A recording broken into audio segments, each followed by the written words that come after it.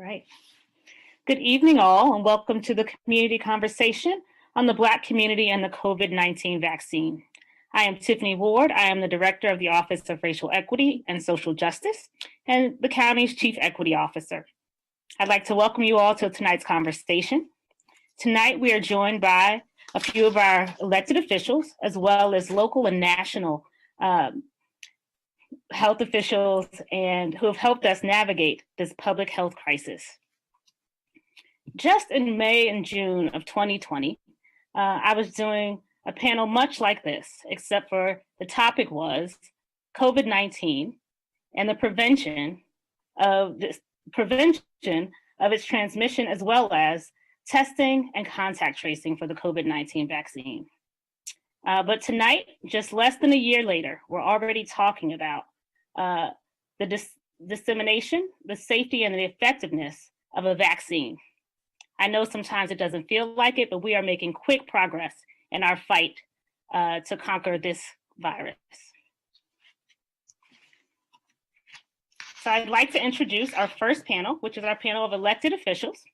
We are joined here tonight by our County Executive, Mark Elrich, by our District 2 Council Member, Craig Rice, and by at-large Council Member, Will Jawando.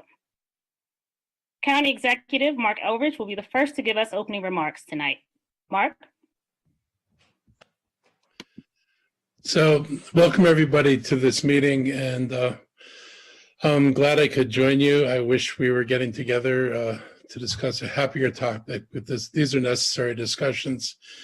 And we are truly still in the midst of this pandemic. The end is, I hesitate to say the end is in sight. I think we know the path to getting there. But in the meantime, we need more vaccines for sure. And we need systems to be able to deliver them, and we need to be able to deal with the variants that are coming down the road. So we remain in challenging times, but again, it is hopeful at least that a year later we have vaccines. I was thinking about Tiffany's comment about a meeting last year, and I was thinking in May, we were still discussing whether or not we'd be open for the 4th of July. And we were talking about relaxing requirements possibly in the middle of June in order to have the 4th of July celebrations. And the 4th of July came and went, and lots of other things came and went along with it. So we are still here, and we're in this new phase of vaccines. Last summer, when we were doing the work and trying to reach out deeper to the communities, one thing the county realized was that our traditional means of reaching people simply wasn't working when it came to minority communities. And the Black community was, definitely not getting tested at the rate that we had hoped they would get tested. And testing was very important in terms of identifying where the virus was and affecting our ability to control its spread. And so after a while, we came to the point where we decided to increase our reliance on community organizations in order to bring the message about testing deeper into the community and to get the community more involved. And here we are now in February, a good 8 months later, and we're having this discussion again about how do we get the community more involved and how do we run a vaccine program that's equitable. Equitable distribution has been one of the focuses of our public health team in this county from the very beginning. The county is committed to making sure that all of our communities have equal access to the vaccine. We're well aware of the disparities that come from language barriers, that come from technology barriers, from computers that don't stay online long enough to complete a form, or computers that are slow. We're aware of barriers in terms of communications in the absence of, a newspaper in the county anymore that covers local news and catch as you can news reports in the mainstream media. It's hard to really know what's going on in Montgomery County, and we put out a lot of information. We email out a lot of stuff. We have a very active and informative website, but everybody doesn't know where it is. Everybody doesn't access it. And so we continue to make sure that we can get our information out deeper into the community. In Maryland, the counties and cities with the largest population of Black people all are below the state average of the population vaccinated, which is 11.6%. So all the ones with the greatest numbers of African Americans are failing to keep up with the rest of the state. It's too early to tell if it's an access issue solely or whether it's acceptance of the vaccine that is playing a role in these numbers. But whether it's one of these or both of these, and I suspect it's an aspect of both of these, the numbers we have right now aren't acceptable, and we're working to do a better job and make sure that more folks are getting vaccinated. We have vaccinated over 127,000, almost 128,000 people in the county. It's the most of any county in the state, and it's about 12% of our population. We've been getting shots into people's arms while we're also focusing on our equity. Unfortunately, the county only controls about a third of the doses. We're getting about 15,000 doses a week. About 4,500 right now are coming to the county health clinic, and the rest go to hospitals and to pharmacies. We cannot control and have not been able to tell the other entities that we want you to follow protocols that get at diversity and equity. For the doses that we give out, we are making sure that we draw on a diverse and equitable population. When we send out invitations for people to register, we're looking at zip codes, we're looking at concentrations of where COVID is in the community, and we're looking to make sure that we're inviting members of the entire Montgomery County community to get vaccinated, not simply first come, first serve. As I was saying before, that if you're going to go by who has the best technology and those are going to be the winners in this race, that you're not going to get very diverse outcomes. And so we're proactively actually working to make sure we have a more diverse group of people coming in every week to get vaccinated. The Black population in Montgomery County makes up about 19% of the county's population. And right now we've been able to, of our total vaccines that we've given out, about 11% have gone to Black people. So we're below. We're about 2/3 where we should be, and that's our markers to try to raise that up. But we are getting closer to 19, and we're going to continue to do the work we need to get there. We have a significant amount of work to do, though, to ensure that the Black community as well as other communities get vaccinated. We are expanding our outreach efforts to reach more people, and tonight's forum is about raising awareness, answering questions, and addressing the concerns that people have about the vaccine itself and about access to it. The supply of vaccine is still very low. As I try to tell people, there are over 300,000 people in Montgomery County who are eligible to be vaccinated, and the county is getting a total of 15,000 vaccines a week. The scramble for appointments for those 15,000 vaccines has proven to be very frustrating for people. Up until this week, the county and other providers have not known from one week to the next how many doses we were going to have, which makes it impossible for us to schedule more than a week at a time. But now that we've been told that we should look to 4 weeks of 4,500 doses, we will be doing more scheduling farther out, so people don't just get frustrated because the week's schedule is exhausted.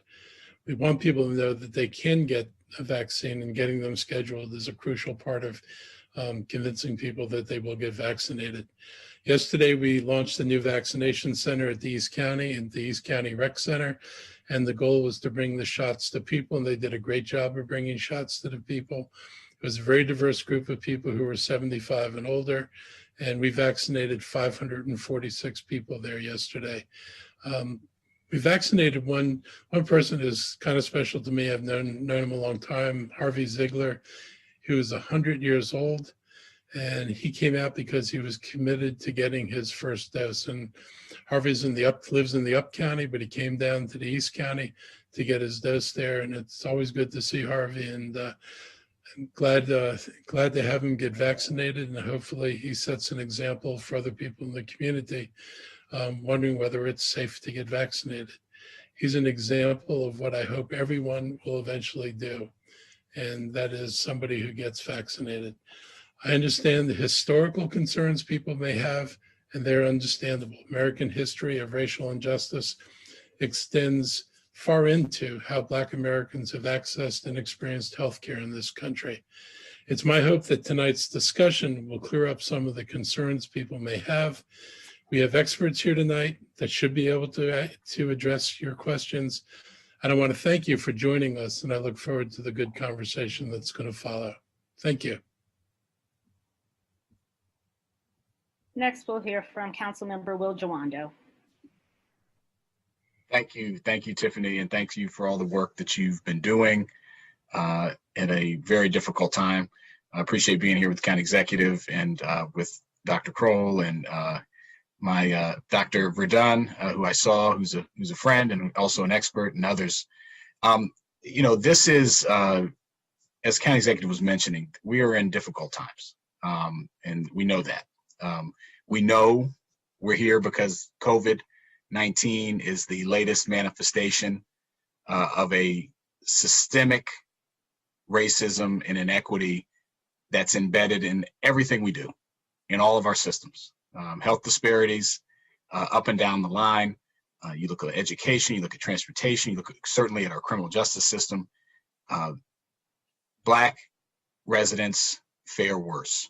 And that's because the systems were created with discrimination either explicitly or implicitly baked into the system. And so we're swimming uphill. And so we know that. And it's important to say that because any approach that we have to address it has to understand and start from that place. Last year, I introduced a resolution that the council adopted declaring racism a public health crisis. We know that racism, not just the individual type, but the systemic and institutional type, leads to a whole range of poor outcomes for Black and Brown residents. I've said this before, I'll say it again. Unfortunately, we as Black people die in many ways due to this racism. COVID-19 is the latest manifestation and certainly a devastating one. But whether it's police violence, higher asthma rates, childbirth, maternal mortality, 3 times the rate of white women, go down the list. Who gets hit on our roadways by cars, trucks, and buses? Who lives in environmentally degraded communities where there's waste and lack of clean air and clean water? Those people are more often than not, unfortunately, still in society today, Black and Brown residents. So any opportunity we have to address these things, you can't do it in isolation. Certainly we need to have targeted strategies, which we're doing, to impact and to address the situation we're dealing with. But any long-term strategy, if we don't want the next COVID to come, we're going to have a plan, which my resolution lays out along with our racial equity work, to address that Tiffany is leading for the county, to address each of these areas. And that's, I just want to say that because we're going to be back here again for something else if we don't address these issues. Dr. Georges Benjamin, who heads the American Medical Association, lives in the county, who gave Mr. Ziegler the shot yesterday, said that we've lost life expectancy by 1 year for all Americans. For Black Americans, it's 3 years, which in terms of public health is an enormous amount of time. We already had lower life expectancy. If we make it to 75, which is higher than the average life expectancy for Black men in this country, that's who we're trying to vaccinate. And then you have the disparities. It was mentioned, I just want to put a bigger point on it. We represent a little more than 19% of the population, Black residents in the county. But the over 75 plus population, which is now being vaccinated, I think Dr. Kroll, correct me if I'm wrong, we're around 12% of that population, but only half of that percentage, 6 or so as of a week or two ago, maybe it's a little higher after our event yesterday, had been vaccinated. So you have a big gap even in that population. So we've got a lot of work to do. Hesitancy, we'll address those issues tonight. You'll hear from people much smarter than me in public health to tell you why this vaccine works and why I'm going to take it as soon as I'm eligible. But you'll also hear, and I'll reiterate what the county executive said, we are focusing on equity. We came to East County to 20904 where I live, and we're going to go other places because we know we need to bring shots to people where they are. If you're going to address these disparities, you're going to need to do that, boots on the ground, get in the communities, help people register, get them rides if they need it, and you're going to have to prioritize based on the impact. And that's what this is about. And tonight we want to answer questions. I already see some coming in the chat about how you can get pre-registered, how you can get your vaccination, what the health ramifications are. But we're going to work on all those things, and we're here to help. My office is here to help, and really appreciate everyone coming out tonight. Thank you very much. Thank you, Councilmember Jawando. Councilmember Rice. Well, thank you very much. And I'm not going to belabor the point because you've heard from both the county executive and one of my partners on the county council. Let me just address some of the other issues that relate to the conversation around reluctance of testing and some of the numbers that folks are seeing when it comes to percentages. And it's interesting. I want to tie in something that Councilmember Jawando said that I think we all need to consider as a part of these numbers and the data that we're seeing. While yes, we do see that a large percentage of the above 75 cohort that have been vaccinated here in the county are white, that also speaks to the morbidity factor and how many people aren't living past 75. That's a part of this number as well that we also need to consider and understand. And it's unfortunate. It really is a part of what Councilmember Jawando was talking about when we declared racism a public health emergency here in this county.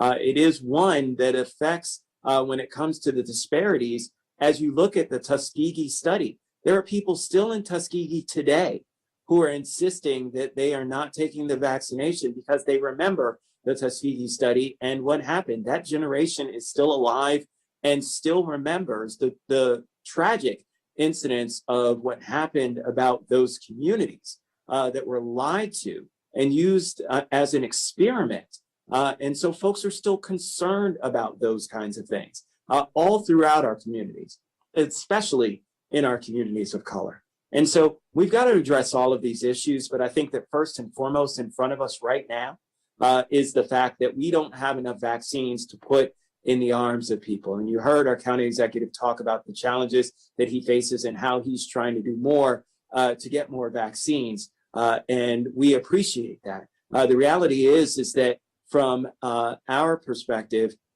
it's a state and federal issue to where we have not seen those vaccinations flow to the county. And if we are to have control over what is happening and how we are to dictate how the vaccine is rolled out, we must remain in control of these vaccinations. When you send them to CVS, when you send them to Walgreens, when you send them to Walmart, when you send them to Safeway, when you send them to Giant, all of those places are not adhering to the same standards that we are. They're in different categories. You have 20-somethings and 30-somethings that are getting the vaccination in front of elderly people who are people of color, who are higher predisposed to have a negative reaction when it comes to being infected with COVID. It is shameful. It is shameful, and we need to be calling out anyone who allows for this to continue to happen. And so we have got to hold our leaders at the state and federal level accountable if we continue to see this process move forward. Keep in mind, at these mass vaccination sites, right, we still have folks who are getting the vaccine who aren't even on the list. Ask if they actually get and check to see what their ID is in terms of how old they are. Ask if they are getting questions about who they work for and verifying that they're indeed an essential employee or a nurse or a teacher. And then you'll understand why the disparities continue to exist and why people are still distrustful of the system. If the system allows for people to jump the queue, if the system allows for those who are oftentimes disconnected and marginalized to continue to suffer in the shadows, while those who are privileged and have connections continue to be vaccinated, then of course we will have people who distrust the system. And so we've got to do a better job. Tonight is one of those steps by us having this conversation and making sure that our community knows all the ways in which it can continue to access the system. And we need to continue to promote our county system, led by Dr. Kroll and Dr. Gales, who are doing tremendous work in really focusing on our communities of color, our communities of greatest need. And I want to close by thanking them for their great work. Because if it were not for them, people like my mother, people like my father, who have multiple pre-existing conditions, who are all over age 75, would have not been able to get the shot if it were not for the policies set up. There needs to be more. We need to continue to make sure that we're making the strides necessary in working with our Department of Health and Human Services to ensure that we can continue to get these doses in the arms of those who are most vulnerable and those who need it most. So thank you very much, guys. I look forward to the conversation. Thank you to all three of our elected officials, and I want to acknowledge Councilmember Gabe Albornoz, who's also here, and acknowledge that Council President Tom Hooker has a representative who is also available for questions. Next up, it is my pleasure to introduce our panelists who've helped us both medically and administratively navigate the COVID-19 virus, and they will do brief presentations. Our first panelist will be Dr. Nicole Verdon. Dr. Verdon is the director of the Office of Blood Research and Review at the Food and Drug Administration. And Dr. Raymond Crowell is our director of our Office of Health and Human Services. And of course, Dr. Travis Gales, who is our Director of Health and Chief of Public Health Services here in Montgomery County.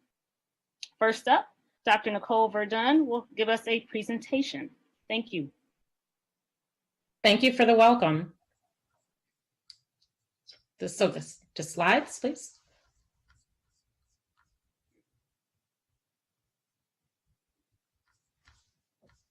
Next slide, please. So I wanted to start with discussing COVID-19 and African Americans. So according to the CDC, African Americans are 3 times more likely to be hospitalized with COVID and 2 times more likely to have death related to COVID. Next. So African Americans are disproportionately affected by COVID-19, and vaccines are a way to close these existing gaps. By getting a COVID-19 vaccine, you are protecting yourself, your children, parents, grandparents, and other loved ones. The COVID-19 vaccine development process is moving faster than normal because the medical and scientific community have made it their highest priority, not because any steps have been skipped. So phases that are normally done one after another in vaccine development have been completed in parallel. So for example, ramping up manufacturing capacity while a clinical trial is underway. Normally, you would wait for a clinical trial to complete prior to ramping up manufacturing capacity, but these things were done in parallel because we are in the middle of a pandemic. And only safe and effective COVID-19 vaccines that have been rigorously tested on tens of thousands of volunteers are approved. So messenger RNA vaccines, they don't incorporate into the DNA or cause the disease. They actually provide a blueprint for our cells on how to make a harmless piece of something called the spike protein, which is found on the surface of the virus that causes COVID-19. This triggers your body to develop antibodies to protect you if you are exposed in the future. The body then breaks this down and gets rid of the messenger RNAs soon after using the instructions. So it's not something that remains in your body at all. Next. So there were 2 vaccine trials that I would like to go through the demographics. We currently have 2 emergency use authorized vaccines, Pfizer vaccine and the Moderna vaccine. The Pfizer vaccine enrolled 43,551 participants, and the Moderna vaccine enrolled 30,418 participants. There were about 21,000 in the vaccine group in the Pfizer trial and 21,000 that received a placebo vaccine. And you see comparable numbers for the Moderna vaccine. Of the participants in these trials, almost about 10% of those were Black or African American. About 20% to 26% were Hispanic or Latino, and about 21 to 25% were ages 65 or older. So both trials combined had about 3,600 African Americans that were in the vaccine arms and a comparable number that were in the placebo arm. Next. How did these trials measure effectiveness? So they randomized participants to receive either 2 doses of the vaccine or 2 doses of a placebo. And they measured the ability of the vaccine to prevent clinical COVID-19 occurring 14 days after the 2nd dose of the vaccine. So you actually had to have symptoms and not just a positive test for this to be deemed an event. And I want to stop right here for a quick second. The reason why these trials were able to get done in such a fast fashion was not that anything was skipped, but when you have an endpoint, which is something like developing clinical COVID-19 in the middle of a pandemic, you just measure the number of people that got clinical COVID or that didn't get clinical COVID. And it's very easy to get to that endpoint when you're in the middle of a pandemic where people are actually getting infected. And so it wasn't rushed. It was just that they got to a primary endpoint, or the ability to see the difference between the vaccine arm and the placebo arm quite rapidly, unfortunately, because we had a lot of COVID at the time that these trials were being done. Next. So the vaccine efficacy in the phase 3 trials after 2 doses, in summary, both the Pfizer and the Moderna vaccine had about a 94 to 95% efficacy overall, which is outstanding for a vaccine. And it also, of note, prevented severe COVID-19 as well. Next. In terms of the vaccine safety in these phase 3 trials, the most common reactions in both vaccines were injection site pain, fatigue, some headache, muscle pain, chills, joint pain, and fever. And that tended to happen more after the 2nd injection than the 1st.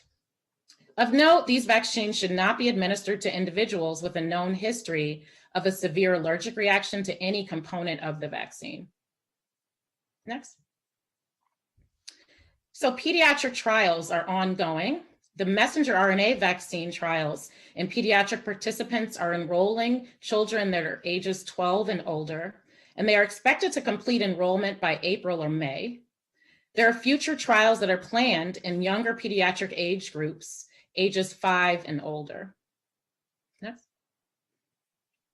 We also have a vaccine and related biological products advisory committee meeting, which is a public meeting that goes over the data that has been submitted for each of these vaccines. Our next one is February 26, 2021. And at that meeting, we will be discussing the Janssen Biotech COVID-19 vaccine. This is a non-replicating viral vector vaccine, so it's different than the messenger RNA vaccines that have been approved. And they have submitted an application for approval for adults 18 years and older, and that is currently under review at the agency. Next. So in summary, the currently authorized vaccines for COVID-19 are both safe and effective. And the vaccines are an important weapon in the fight against COVID-19 for everyone, especially African Americans. Thank you.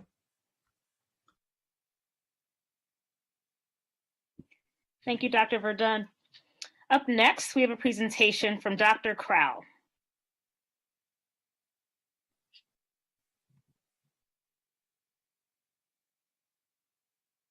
This back on. Good evening, everyone. I'm going to share my screen here and do this PowerPoint for you all and walk you through some things that are going on in Montgomery County. And hopefully you can see this as we go through. So I'll need somebody just to give me a fact check. Can you see that now? Is that, you seeing this first slide up? Yes. Great, thank you. So I want to start here. And if this stops changing, let me know. I'll have to make some adjustments. But this is to our point, the point that was made earlier. This is Mr. Ziegler, who is our centenarian, who got his vaccination yesterday afternoon, and Dr. Georges Benjamin, who's the Chief Executive Officer of the American Public Health Association and a Montgomery County resident. He's my current hero of the day, because this is an older Black man who has said to us, I'm getting vaccinated. I know the importance of this, and it is something that I'm hoping that people will see and watch and take note of as we go forward, that this man understands what we're trying to do here. The other thing I wanted to share with you all is just to one of the council members made a point earlier about the percentage of the population that we represent at 75 plus. And you can see as you look at our overall numbers, we're at 19% of the population, but as you get older, those numbers start to dwindle dramatically. And that is a story about health disparities and poor health outcomes and a legacy nation and lack of access that we need to make it our business individually and as a society and as a county to change that narrative around COVID and this virus. And the only way we do that is by getting those doses to people who have been underserved and who don't have access to them, and getting those people to take those vaccinations. So those are the two things that we've got to do: get the doses and get people willing and engaged in taking the vaccine. So I want to talk a little bit about what we're seeing in terms of timelines for COVID, and then talk a little bit about an equity framework and how we're doing in terms of vaccination in the county. This is going to take a few minutes, so bear with me. I'll try to be as quick as I can to get through this. But this is our lifetime of the pandemic from start to finish in terms of the number of cases per 100,000 residents. And we thought we were over this back when we started turning down back in May, and at the end of May and June. We thought we were thinking the coast is clear and we're ready to get over this and get on with our lives. Unfortunately, that turned out not to be true. As we moved into the fall and winter, we saw a second, even worse spike with more death and more cases, and we're coming down out of that now, and we're coming down fast, getting back down to where we were back in May and June and July. But I don't think we need to be deceived that we're out of the woods yet, and we won't be until we get ourselves vaccinated in sufficient numbers. We track a lot of different things, and I'm not going to go too much into this, but we track a lot of things, including new cases per 100,000, the positivity rates, which are down right now, going in the right direction, and things like hospital bed usage and percentage of cases and changes in percentage of cases. Many of those are going in the right direction right now. We need to keep them going in that direction. When we talk about an equity lens, we've started by looking at what's happening with cases and where we're seeing cases around the county. So testing is our tool for that. We use testing as radar to tell us where we're seeing cases, and we have been, and in what communities we're seeing cases and how many. If we don't test, then we don't know where the disease is. If we can't find the disease, then we can't fight it directly and head on. So we've been at 40 to 50,000, 60,000 tests since late November, and we need to stay there. People are now so focused on vaccines, they're thinking testing don't matter. It is very important that we continue to get tested as we go forward. Where am I? Oh, did I lose it? Here we go. Missed one. Okay, so what we're seeing over time when we look at race and ethnicity in these cases, when we track this information by race, we are saying, sorry, I'm bouncing around a little bit.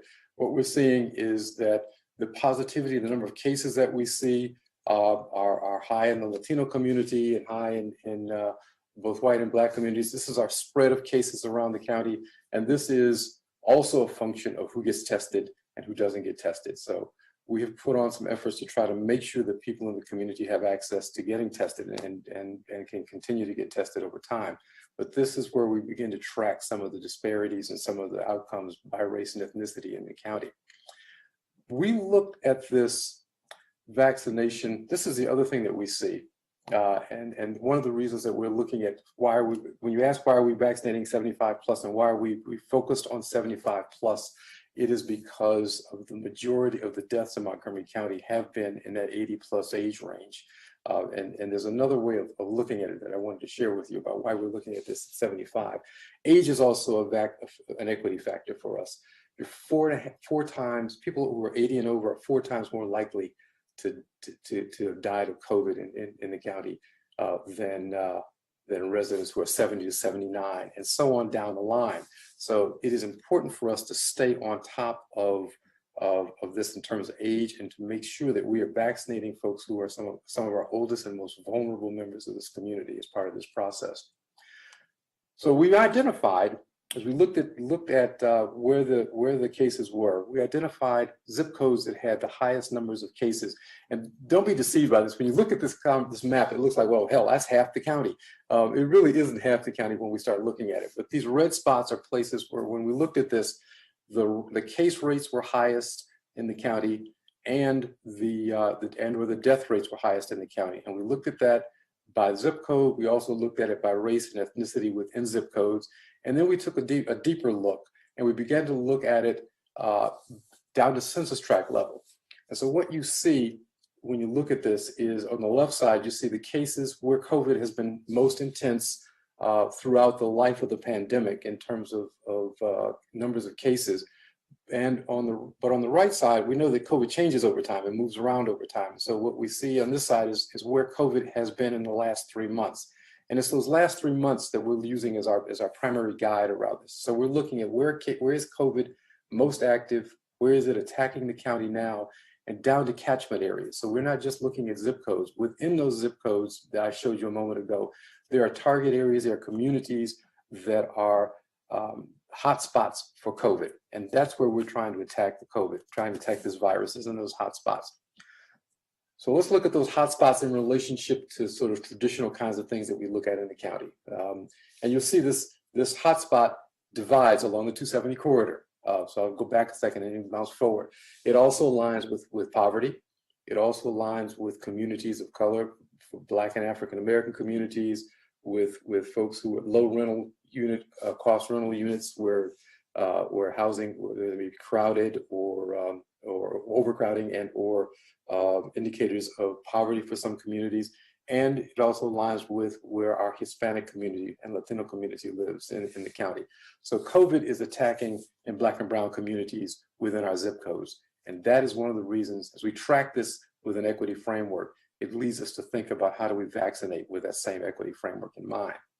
So we have, when we've looked at vaccines across the county, the CE noted that there are 120,000, 127,000 people who've been vaccinated who've received their first shots. And I think these numbers are a little low right now. I think it's actually increased as of today. And another 50,000 who have been completely vaccinated in the county. We are vaccinating in priority area 1A and 1B right now. 1A was the priority area that we started with first. And those are the folks who are administering the vaccines and taking care of us in the hospitals and doing our testing for us. We needed them to stay safe and to be well, and not be at risk of transmitting the virus or catching the virus, so they could continue to help keep us safe.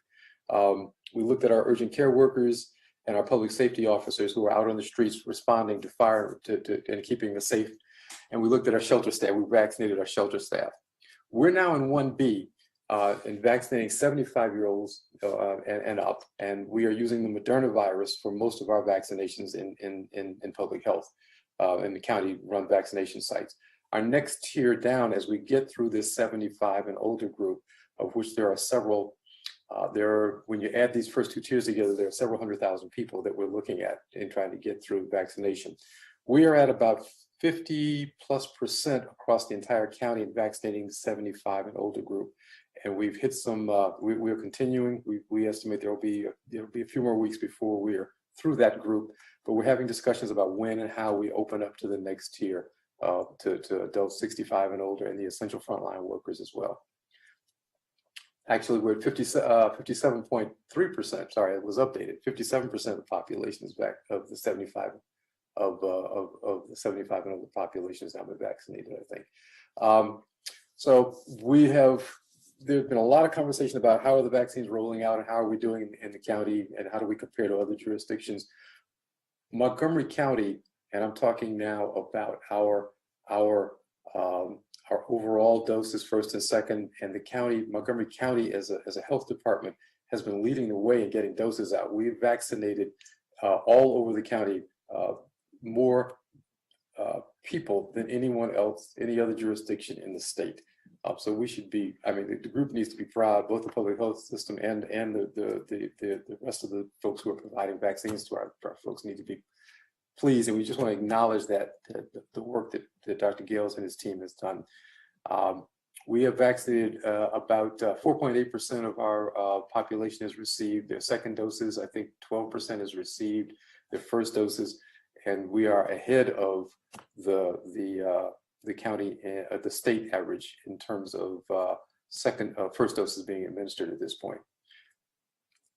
When we look at the vaccines that have been delivered by Montgomery County, our public health officers, Dr. Gales and his staff, and Fire and Rescue, we routinely have consistently delivered 90 plus, 95, 97% of our doses. We get doses in and we turn them around very quickly in our system. So we are, again, leading the state in terms of the numbers of doses. It's not a race against the other counties. Please know that it is a race against this disease and I'm proud to say that this county is doing a really good job in doing that. When we start looking at vaccines administered by race and ethnicity to this point, this is what we see in terms of, and this is one of the places where disparity starts to show up in the press, in the system, and in the process.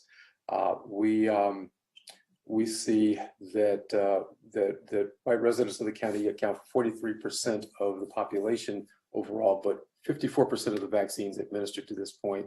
And to focus more specifically in Black community, 19% of the population, but only 11% of the doses that have been received across any of the full range of places where we're distributing doses, where doses are being handed out and given out. Doses are being given out. The county is doing dosing. The hospitals are providing vaccine. Pharmacies are providing vaccine, and the state is standing up mass vaccination sites in a number of regions around the state where they're providing vaccine as well. We do not have a mass vaccination site in Montgomery County at this point. When we look at what we're doing, we decided when we saw this information, the state system is first come, first serve, and if people have tried to register for a vaccine in the state system, you know that you could see 400 vaccines pop up and a half an hour later they could be gone. So if you're not watching constantly and continuing to refresh, you end up with a system where you're chasing vaccine. We decided, and because it is first come, first serve, it is biased to folks who have digital access to computers or who have family members who can sit and watch the computer and register them. We stood up a pre-registration process in the county so that we could help stop that chase, so that people would know that they could sign up, and once they had signed up with us, there was a vaccine being reserved for them at some point. We receive, the CE noted, about 4,500 vaccines a week right now. That's not a lot, and it takes a long time to get people dosed with a vaccine, but we are pre-registering people and asking them to go on our website and pre-register and be ready when we call you to say, look, it's time for you to get a dose. One of the challenges that we've seen, we've registered 300,000+ people, almost 350,000 people since we started this process back in early January. And you note on the right side that 66% of those folks who've pre-registered are white, 15% are Asian, 9% are Black, Hispanic and Latinx, 8% are Black or African American. And there's a small group that didn't report their percentages, but you see these numbers. And this is one of our challenges in the county, is that we need to get people to register. When you look at where people are getting their doses from, Montgomery County Public Health accounts for most of the greatest percentage of doses for Latino community, for the Asian Pacific Islander community, and for the Black community. Other locales account for the balance of that, but we're the single biggest provider. We account for 56% of the doses administered to folks who are 75 and over. To make matters worse, I showed you that our registration is not quite an equitable pre-registration, but I want to show you what that means for us in terms of doses administered. We are making sure that we distribute doses in an equitable fashion. So one of the things that we do in this process is that we've identified where the cases are highest, where the highest numbers of cases are in a zip code. When we target areas for vaccination, we distribute those doses and invite people to come and be vaccinated in relationship to how intense the virus is attacking that community. So if you're a member of the Black community and you're 90206, and in 90206, we see that there's twice the rate of infection in Black community than there is in that whole zip code as a whole, then twice the number of doses we try to identify and invite people to come and get vaccinated, and twice the number, so that we create that equitable arrangement. When you look at the outcomes of this is where Montgomery County is at the top. 62% of the folks who've been vaccinated who are over 75 are, I lost the page, are white, 16% Asian Pacific Islander, 9% Black, and 9% Latinx. But when you look at it in comparison to other groups, what you see is those numbers start to shift around a lot. The pharmacies have 27%. We don't know who they are because they don't identify or don't collect or don't report that information. But you see the numbers for our Black and Brown and Asian communities. When you look at it overall, what you see is that Montgomery County has a, let me try to move this around a little bit, accounts for, I'm sorry, I keep bouncing this around a little bit, accounts for 64% of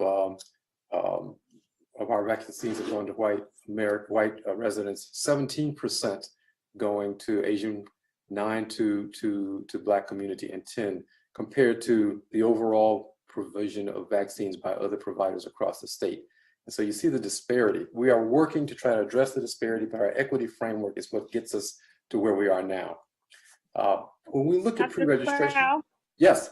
I'm just going to ask you to wrap up really quickly, just so we want to get Dr. Gales's comments as well as comments from our question and answer. I'm sorry. Okay, we have a lot of questions. I know this was a little longer than I intended it to be, so I'm going to wrap up this way. When we look at pre-registration in our system, what we see on the green half of this is where people are registering and really well and doing a great job, and on the other side, the red sides are where we're not vaccinating at a level that we need to vaccinate at.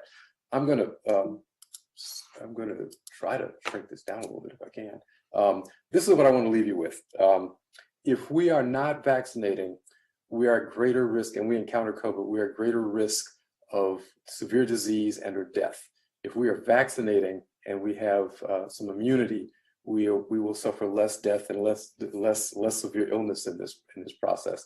So we need to figure out how are we going to get ourselves exposed and infected and get some immunity? Or are we going to try a combination of, we know we've been exposed, can we get vaccinated now and begin to get ourselves taken care of? So I will stop the share there, and I will end with where I started on this, and that is that what I've said to people is this, and on a personal note, I want to be in a room with my aunt later this year, drawing a breath of fresh air without worrying about what's passing between us other than love. So, and I want that for everybody that is in this community. So we only get there if we do this together. Thank you. Thank you. I want to remind our audience to please send your questions to our question and answer box. Here, shortly, we will start our question and answer session of the program. Right now, we will have comments by Dr. Travis Gales. Good evening, everyone. Can you hear me okay? Yep, we can. Yes. Okay, perfect. Forgive me, I'm having some technical difficulties and my camera's not working, but I think you know what I look like, so take your best image and use that as your imagination tonight. Thank you all for the opportunity to be here with you. Dr. Verdon and Dr. Kral's presentations laid out a lot of information. I won't add anything to that, what's already been said so far, and leave time for questions. But thank you for the opportunity to be here with you.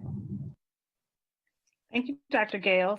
I also want to acknowledge that Councilmember Nancy Navarro also has representatives here who are will take questions in the question and answer session as well. Let's start our question and answer section. There are lots of good ones and lots of comments too. I think the first one I will address to Dr. Gales. There's lots of conversation in there in that chat about the process of registering to vaccination.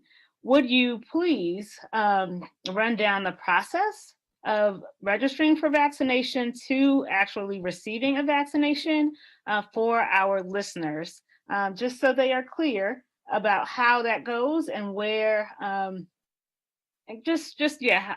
this whole process is taking place, both for folks who are calling the line that we have set up, as well as those who are using the online portal that we have. Sure.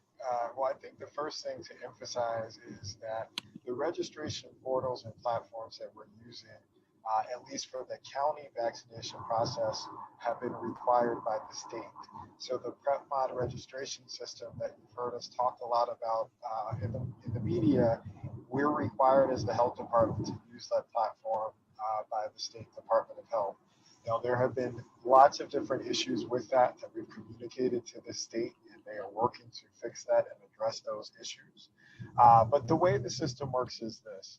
So we've created a pre-registration platform in the county that allows individuals to go online to the county site, enter their information, as well as delineate any type of, criteria where they may meet one of the prioritization groups, whether it's the type of work you do, a type of medical condition, any of those types of things, to give us a sense of where you fit within the priority group, so that when it is that group's time, we're able to then send you a registration link to the PrepMod system so that you can go online and schedule your appointment. Now, one of the challenges with that system is that, this is one of the things they're working on now, is there have not been a lot of security parameters around it, which have made it easier for individuals to send a link to listservs and post on social media. So individuals who don't meet the criteria are able to register in the system. One of the other challenges and difficulties with the system is that it doesn't allow you to put in screening information to prevent individuals from registering. So individuals who have not met the age criteria, if you will, have been able to register in the system. And we've had to turn folks away from the vaccine sites because that's a challenge, as it creates holes. It takes up appointments for individuals who are. So once we do reach your prioritization group, if you've pre-registered, you're then, based upon all of the criteria that Dr. Kroll presented in his remarks, we use those factors to determine how the doses are allotted and allocated.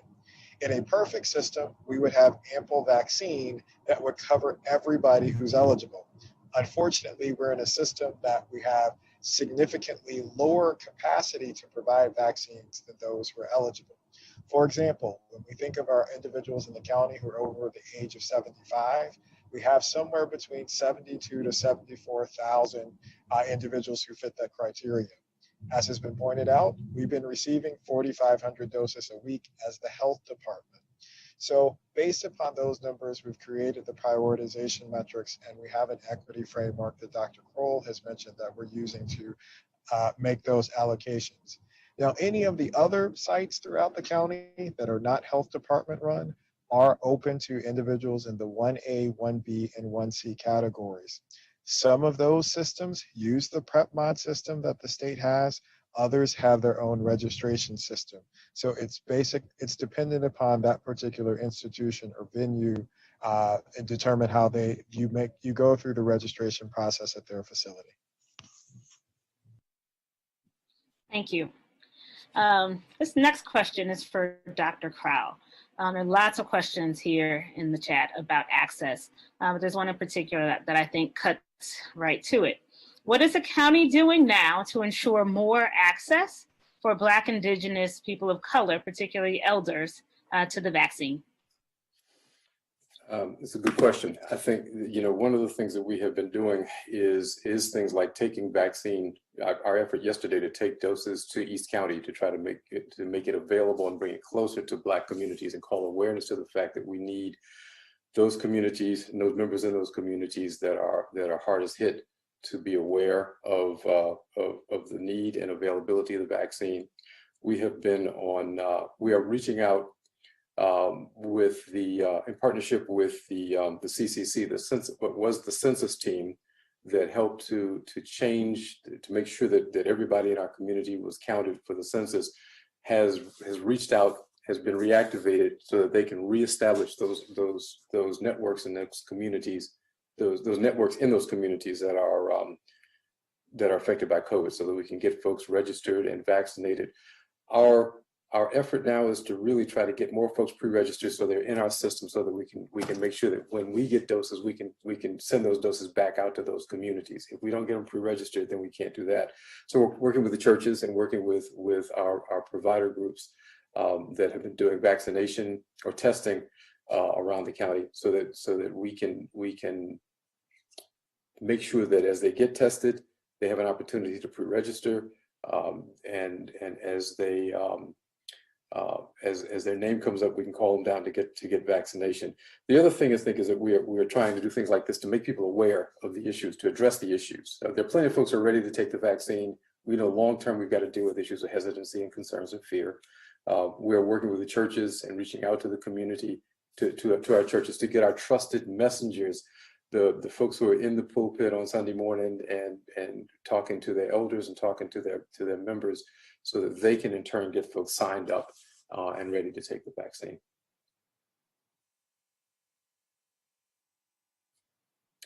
Thank you. This next question is for Dr. Verdon. Dr. Verdon, will you speak to how the forthcoming vaccine that you spoke about earlier in your presentation is different from the Pfizer and the Moderna vaccine that is currently on the market and being administered?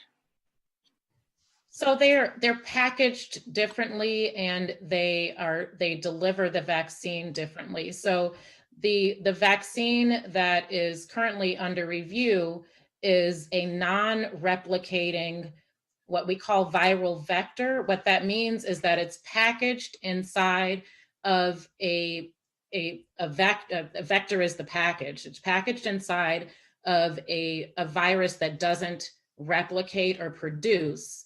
And then that triggers your body to develop antibodies. It's just a different way to package a vaccine, and it's a different manufacturing process. And there'll be differences that will be discussed at the advisory committee meeting. It's currently under review now. So there's a limit to some of the things that I can say about it, but there are differences, and it's important to look at the data. Thank you.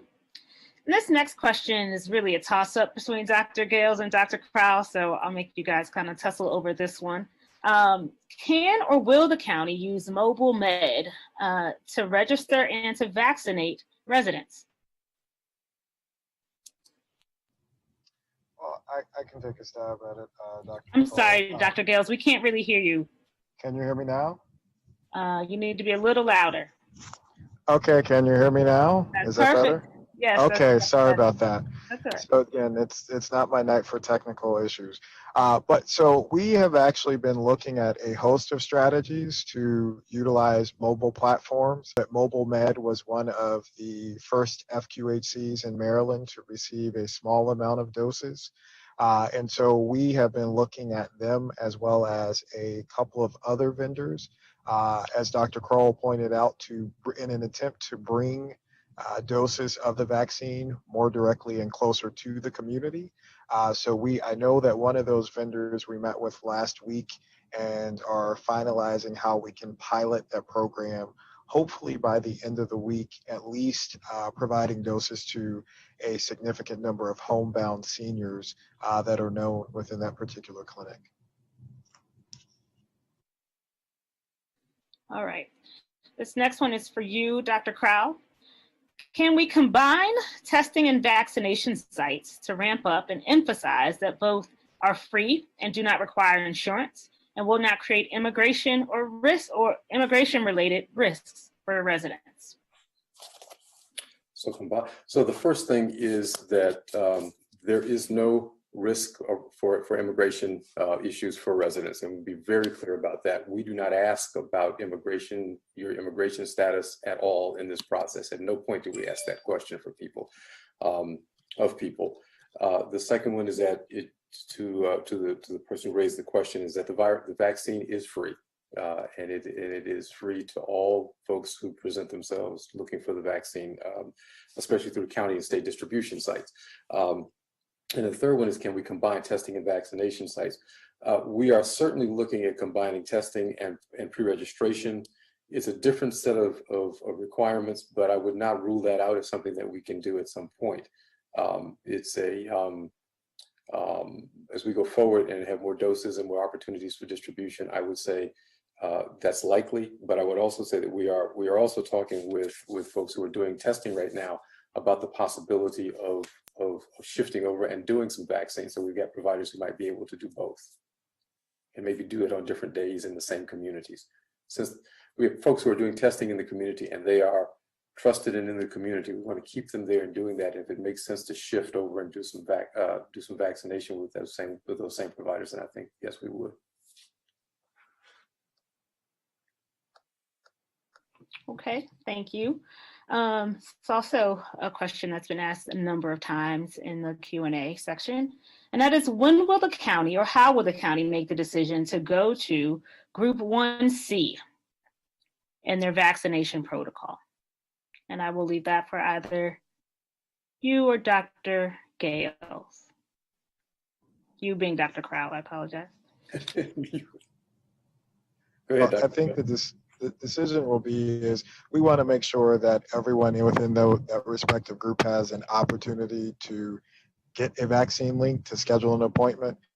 We are not going to wait for us to achieve 100% vaccine uptake in each of the categories before we move forward. We anticipate that based upon where we stand right now, we are closer to being able to move to the next group than we were before, than we were at the start, as oxymoronic as that sounds. But we've made good progress, and we're finding that we are a good amount of seniors are picking up vaccines in other places. So our hope is that within potentially the next week to 2 weeks, that we will be able to move to the next group in terms of what the county is prioritizing.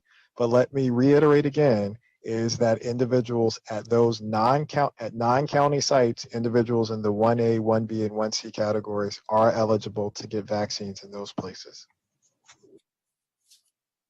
I would add that we're at 57% of seniors 75 and older, and that's from the end of December through now. So in Christmas week until now. So we are a lot closer than we were a month ago, and we are continuing to pick up the pace on it, I think. So it won't be very much longer. Okay. This next question is for Dr. Verdon. How can you get your kids involved in the pediatric trial if you are interested? Yeah, great question. So there is a website, or an email actually, clinicaltrials@modernatx.com, which I can put into the chat if that's helpful. And there is also a phone number which will give more information about sites. And there's also something called clinicaltrials.gov, which is run by NIH, where they tend to have a lot of information about particular sites for trials. But I will try and put that in the chat if that is accessible to everyone. That'd be great. Yeah, if you could leave that for us, then we will also pass that on after the session is over. All right, there are a few others. So I guess will Dr. Gales or Dr. Krause speak to the importance of pre-registering for the vaccine?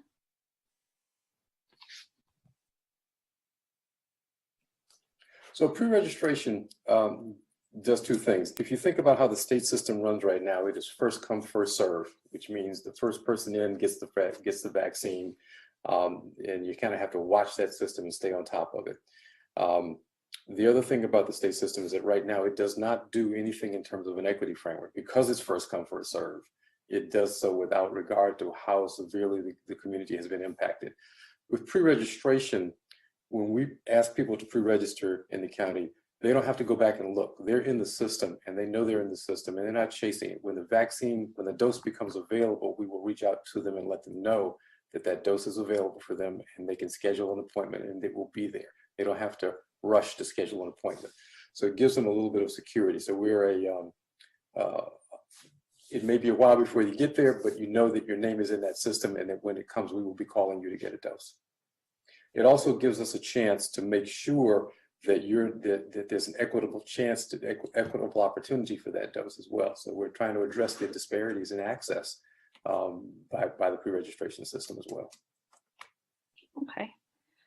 Another really good one. I think this is important for folks to understand how much of the vaccine is actually controlled by the county, and that is, what phase is the county in administering vaccines, And why are they finding people younger than them or their parent who have already been vaccinated? So I'll leave that one for Dr. Gales. So the county vaccination clinics are prioritizing individuals who are 75 and up. We've also provided vaccines to many individuals who are in the 1A category, who met the criteria for healthcare workers or other categories that were covered within that, and they may or may not be above or below the age of 75. Now, we have made our best effort at the county sites, again, due to that prioritization, to if individuals who don't fit those criteria for 1A designation or over the age of 75, we have turned them away and canceled those appointments. Now, again, at any of the other sites that are non-health department related, individuals in the categories 1A, 1B, and 1C have been able to take advantage of those opportunities for vaccines. Got you. Yeah, if Tiffany, could I chime in on that? Sure, please. So it's important. One of the reasons we've been pushing the governor and the state health department to have an equity framework, number one, is that there are so many places you go and you raise people's expectations. I'm reading through the questions. If you say, hey, there's going to be a giant, but they only have 100 doses, and then you say there's mass vaccination sites, and you send a text message out to the whole state, and people are driving from all over the place, it creates unreasonable expectations, especially when you don't have a equity framework like we are doing here in the county. It makes it very difficult, particularly for the Black community in underserved communities. And so a couple of things we've been pushing for. One, we're the largest jurisdiction. I saw this question as well. We should have a mass vaccination site. We've offered, I know Dr. Gales and others, we've said the fairgrounds, the county fairgrounds, other places, we should have that. Two, give us more doses, and we will continue to get them out. As you saw from the great charts from Dr. Kroll and their team at Public Health with Dr. Gales, we get shots in arms quickly, and we're trying to get them to the right people in the order of this prioritization. So get us more shots. We've asked for 15,000. We're getting 4,500 for the next 4 weeks. That's a federal issue and a state issue, but give us more. And then when you give them to the private sector, to the hospitals and the pharmacies and others, require them to have an equity framework, to track who they're giving it to do it in order. And that's going to help, with this, everyone's frustration going around not knowing how to get it. And so we continue to push for that. So if you're looking for advocacy points, those are some points that are out of the county's control right now, but that we are continue to try to implore the governor and the State Department of Health to do, so that we can get more shots to people, particularly to the Black community. So I just wanted to add that. Pre-register, but understand it's this larger context. Actually, great context. And thank you for that, Councilmember Jawando. Our next question, will there be more weekend and pop-up vaccination sites in the county? For Dr. Gale or Dr. Crowell? Sure. We're working on that right now. We're also working to try to increase opportunities where we can support our community partners to be able to stand up alternative sites, not only on the weekends, but potentially looking at how we could have evening hours as well to make the vaccine opportunities more accessible. Thank you. And a few more. What percentage of Black residents over 75 have registered with the county to receive vaccinations? Do we know that? And if not, can we get that information? I don't know that we know that. I can probably tell you what percentage of the people who pre-registered are Black Okay. and over 75, but I don't have that in front of me right now. We can get that to you and put it in the chat, or I can send it to you a little later, Tiffany. Right. I know a couple of weeks ago, or maybe last week, Dr. Kroll, you showed the slide earlier that 12% of 75 population is Black in the county, right? That number. And then I guess the other number, you had said 6%, maybe it was a week or so ago, had been the registrations, but I don't know if that's changed. Right. It's not exactly yeah, that's right. It's 12% of the population, and I think it's changed for it's more than 6% of the pre-registration. So we have to do some math to work into what that means in terms of the numbers of Black residents. But not enough. Not enough. Bottom line, it is not enough. Thank you.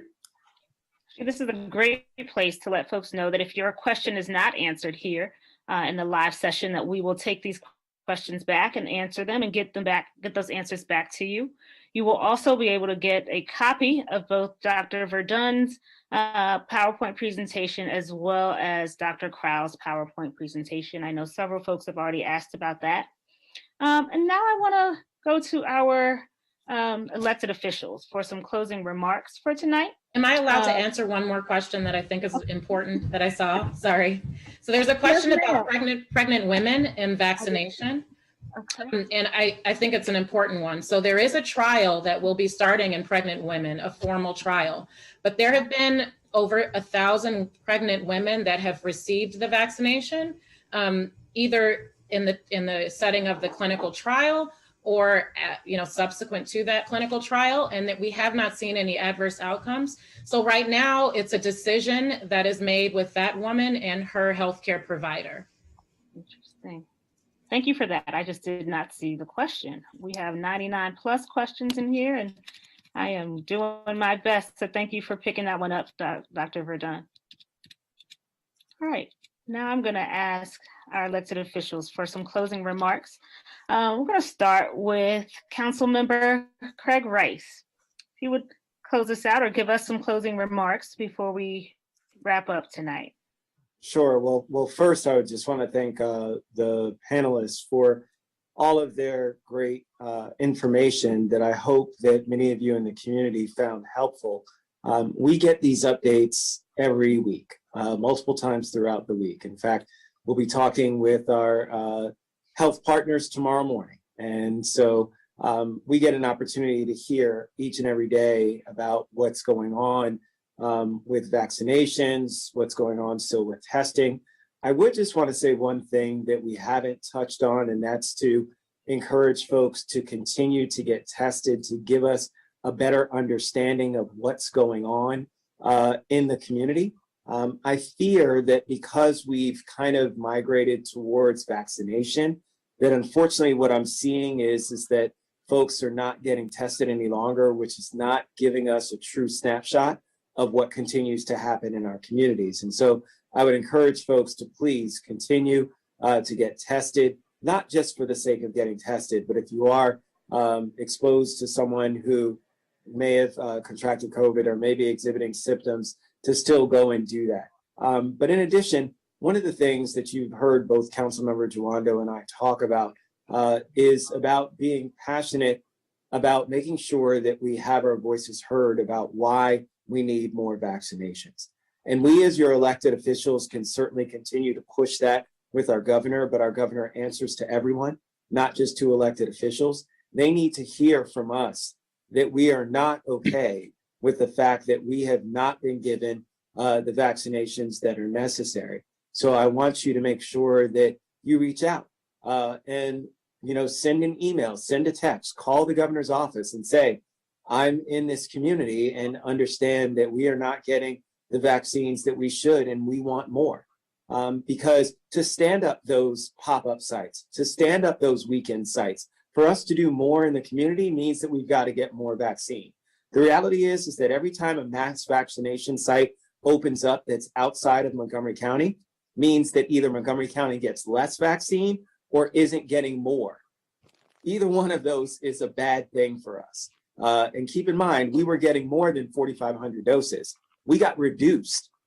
Let me say again, we got reduced to 4,500 doses. So again, we can do more. You've heard the health department say we can do 15,000 doses. I think we can actually do even more than that with some additional resources that the county council and I know the county executive stand ready to provide to our Health and Human Services Department should we get it. But we're not even anywhere close. We're less than 1/3 from our maximum capacity. That's crazy. And it's shameful. It is, because we still have folks who are pre-registered who do want the vaccine. And then we've got to do a good job about making sure that we're talking to our community members who are a little bit skittish about getting the vaccination as well. And while we understand, and I don't want to try and, shame anybody for being fearful, because I understand what our history represents.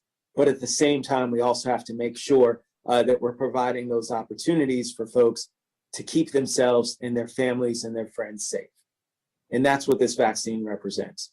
I'll just close by saying this. I look forward to taking the vaccine. Both my mother and father have had the vaccine.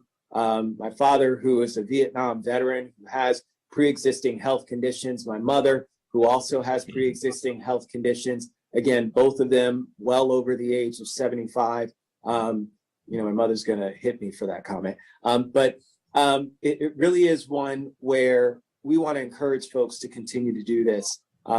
If I trust this vaccine for my mother and father, who I love, then I'm telling you that you should trust it as well. Please go and get vaccinated when it's your opportunity, when it's your time. I will definitely, when it's our turn, for my age group, certainly go and get vaccinated. And so I look forward to doing that. And we are going to continue to fight for you to make sure that we can get more vaccines so that we can put them in the arms of all the folks here in Montgomery County who need to have the vaccination and who want to get that done. So again, thank you to all of you for being on the call. Please, if you have any questions, feel free to reach out to my office. Just type in Craig Rice in Google. My office numbers will come up. I'll put it in the chat as well, but I look forward to continuing to work with you to ensure that we can have true health equity here in Montgomery County. So thank you, guys. Thank you, Councilmember Rice. Up next is Councilmember Will Jawando. Thank you, Tiffany. Thank you to Dr. Verdon and Dr. Kroll and Dr. Gales, and to my colleague and partner, Councilmember Rice, and to the county executive and everyone who participated. You saw compelling evidence. We've got to get this vaccine to everybody. You saw why with the life expectancy, with the pre-existing conditions and the social determinants. You heard about our strategy, about how we're trying to get it to folks who are in need. We're taking it to them. We're using the outreach census team. We're going to go door to door. I think there's more we can do there. We're going to reevaluate as we move along our criteria, understanding that the state is moving differently. We're going to keep pushing with your help, the governor, for a mass vaccination site, for more vaccinations, and for an equity framework for the ones that they're giving to the private sector. We're going to keep working and trying to model that we want to keep getting tested, keep social distancing, and keep our facial coverings, all those things that we need to do to limit transmission. I'm glad Councilmember Rice mentioned the testing. We set up, the two initiatives, an African-American health program initiative, a Latino initiative, to make sure that we are getting testing, preventative PPE, and other information into communities. We're going to keep that going. This is a long fight here. This is not just something that's going to be over. We still have the variants on the horizon. So I think the worst thing we could do is to fall into a false sense of security. But it's going to take all of these things in addition to the vaccination process to get this done. And so really, really appreciate everyone's contributions tonight. We will get back to you as soon as possible on questions that weren't answered. I'm very easy to find, Will Jawando, and I'll put my stuff in the chat as well, as far as our office number and our my email. So thank you. Have a good night. Stay safe, and appreciate everyone hosting this forum. Thank you, Mr. Jawando. Lastly, our county executive, Mark Elrich. So I hope everybody found this interesting and informative tonight. We really are trying to make sure that folks have access to information and know what the county is doing and understand the situation that we're in terms of trying to get the vaccines out there. We have told the state that we have sites available for mass vaccination, but I will say we've been able to put as many doses out to the sites we have without having a pre-designated site. We are fully prepared to get doses out in large quantities. We just need the doses to come here. In the meantime, it's important not only to get tested, but I think people have to set in their minds that we're going to be wearing masks for a while. I know Dr. Fauci said either this morning or yesterday that mask wearing is probably going to be important going into 2022. And I know that seems like a long time. The good news is that you probably won't get flu either. The bad news is that you'll be wearing a mask. But the truth is that even the vaccines don't give 100% protection, and they certainly don't give 100% protection against the new variants. And so we're going to want to make sure that we keep this as much under control as we can. I look at these numbers like pretty much every day and get briefed, every, 3 times a week on this directly. And throughout this whole episode, the county has, done relatively well in terms of cases compared to many other jurisdictions, particularly cases per 100,000 and test positivity. And I attribute that to the fact that the residents here have been much more supportive of wearing masks and taking the safety precautions that we've asked, and also because the council supported executive orders where we kept the county more strictly controlled. We really wanted to make sure we minimized the human contacts that people were able to have, because we know that that is how COVID gets spread. It's this isn't something floating around in the air or multiplying through animals. You're not going to get it from mosquito bite. You're going to get it from coming close to another person. And so we've been very careful to make decisions that minimize the amount of exposure that people would have to each other, knowing that was the only tool we had in our toolkit that could actually keep the COVID cases down. And, from the beginning, the control of the COVID virus has been one of those things that what you do really makes a difference. People tell you all the time that what you do is really important. What we do is really, makes a difference. The truth is, with COVID, everything we do makes a difference. And it is truly, truly the reality of the situation. So we're going to keep working at this. We're going to hope for the new doses that'll come from the new vaccines that are being approved that will bump up doses slowly at first, but eventually it'll give us another much larger pipeline, and we'll get those doses out to people as quickly as we can. And as somebody else said, the pressure needs to be on the state to deal with this as an equity issue. We have raised it repeatedly. We've asked them to follow the same priorities we're following. I've been pointed with the governor and saying, you set out 1A and 1B as your priorities. When you make everybody eligible, there are no priorities. And if none of the other providers in Montgomery County are following your priorities, then it leaves it to the health department alone to do that. Well, we're doing that, and we're going to keep doing it. But it would be great if everybody who's distributing vaccines in the county was playing by the same rule book and following the same script. And your voices going to the governor might help persuade them that they need to take a more serious look at that approach. So again, thank you for letting me join you tonight. And thank you for all coming out and listening. I hope you learned something useful. Thank you all. I'm going to ask Dr. Verdon, we have just a little bit of time, to talk to us a little bit about the outlook for future vaccines. I'll reiterate what I said earlier. Believe it or not, we were just 7 months ago talking about how to avoid getting COVID, how not to infect your families. And now we're sitting here talking about the vaccine. And I know it feels slow to us, but this is really warp speed in real life, right? And so I think Moderna and Pfizer vaccinations getting into arms in this country, in this community, is life-saving. But, we're hearing talks of the Johnson & Johnson vaccine and the other vaccine that you've spoken to us about. If you could just give us a quick outlook about what we can look forward to maybe 6-7 months from now, as we continue on what seems like a very long COVID-19 journey. So there are multiple vaccines that are in the pipeline and that are continuing clinical trials. And so as those trials mature and that data is submitted to the FDA and reviewed, we hope to add to the amount of vaccines that are available. In addition, we continue to work with both Pfizer and Moderna to ramp up their manufacturing capacity and to make sure that we ensure a product that's consistent. And so we have a lot of things that we're working on and working through. And we realize, as a partner in all of this, that access to vaccine is definitely important. And at FDA, we're doing our piece to try and encourage vaccine development and to help in the process. So I do think that months down the line, we'll be in a different situation, certainly. And I think there will potentially be more things available. Thank you for that. Cause for optimism, of course. We know as time goes on, things will get better, as they have already gotten better for us.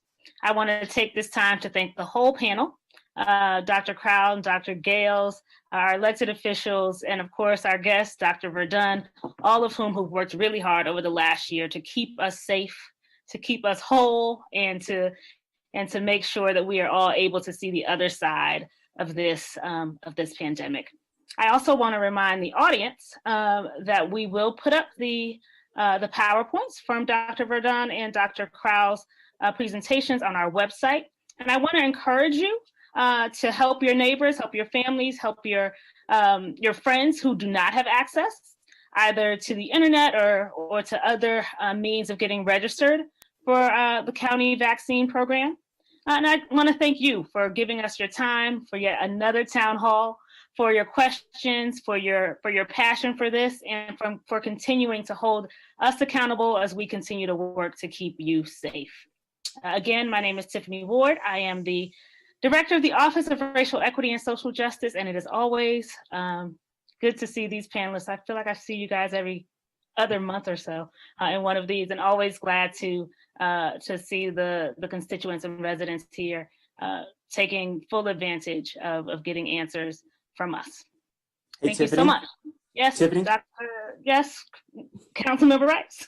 Yes, just very quickly, I just wanted to let folks know, because there was a question in the Q&A about schools.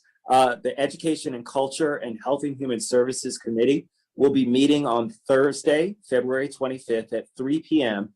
to discuss with MCPS the plans for school reopening that will include and answer a lot of the questions that were mentioned in the Q&A today. So I just wanted to highlight that. And then later on that evening, also on Thursday, February 25th, we will be doing a vaccine town hall. And so that starts at 7 p.m. So similar to what we did this evening, there will be another town hall that's generic for the county council. And so just wanted to encourage folks to be aware of that as well. And please come and attend. There'll be an opportunity to answer, even get even more of your questions answered. So just wanted to put that out there. We're here all week. We're here all week. Thank you so much. I appreciate you all. Have a wonderful evening. Be safe. Thank you. Thank you. Acuity, non-COVID patients to be able to free up space in their tertiary care centers at White Oak and Shady Grove. Thank you. Heather, about food services and meals, there are a lot of seniors in Montgomery County and many are at home. They cannot move. Are there services for them?